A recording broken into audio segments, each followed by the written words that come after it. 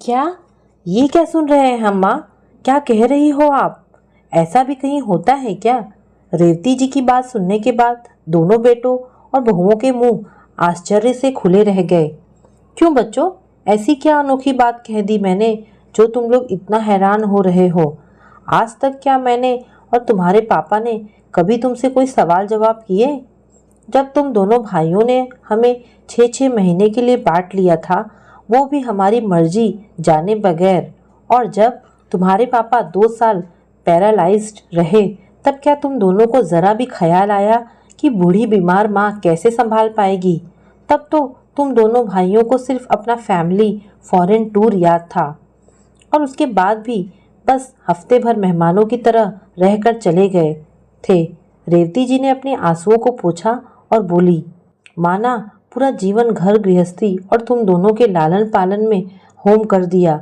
सोचा था बुढ़ापा चैन से गुजारेंगे, पर क्या पता था कि जब भी ज़रूरत होगी हमारे बच्चे ही सबसे पहले हाथ खड़ा कर देंगे। अरे, तुमसे अच्छे तो हमारे नौकर निकले।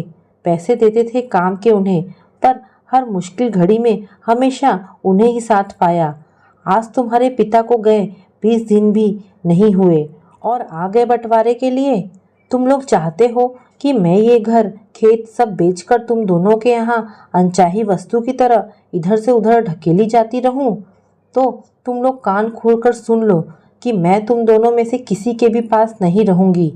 अरे बेटा, जब मेरे पति के जीते जी तुम इज्जत, मान सम्मान और प्यार नहीं दे पाए, तो अब तो मैं तुमसे क्या उम्मीद करूं? पति थे तो परिस्थितियों से समझौता कर लिया था, लेकिन अपना बुढ़ापा मैं रो भिगोकर और किस्मत को कोसते हुए नहीं बिताऊंगी। जब तक मेरे प्रभु चाहेंगे, ये बुढ़िया अपने दम पर और अपने अधूरे शौकों को पूरा करने और अपनी बरसों की एक तमन्ना पूरी करके सुकून भरा जीवन जिएगी।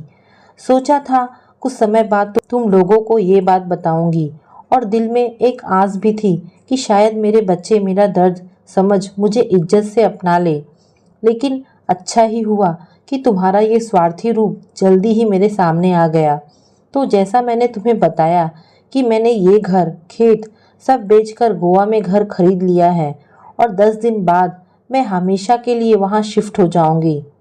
मेरे कॉलेज की बहुत ही प्यारी सखी, जो मेरी तरह ही अपने अपनों से ठोकर खाई हुई है, वो भी मेरे साथ जा रही है। तो मेरी चिंता तो तुम लोग करना ही नहीं। गोवा मेरे सपनों का शहर है। हमेशा मेरे दिल की तमन्ना रही थी कि जीवन संध्या बेला में तुम्हारे पापा और मैं गोवा में समुद्र किनारे एक घर खरीदे और वहाँ रहे, पर किस्मत को ये मंजूर नहीं था। ये घर भी तुम्हारे पापा ने अपने पैरालाइज्ड होने के बाद अपने एक दोस्त की मदद से अपने जाने के कुछ समय पहले ही मेरे ही नाम से खरीदा है, जिसका आधा हिस्सा मैंने वृद्धाश्रम को दे दिया है। जीवन यापन के लिए मेरी पेंशन ही बहुत है। तो मेरे बच्चों, तुम्हें अपनी माँ से मिलने का मन हो तो गोवा आ जाया करना। और हाँ, गोवा वाला घर भी मेरे बाद वृद्धाश्रम को ही दे दिया जाएगा।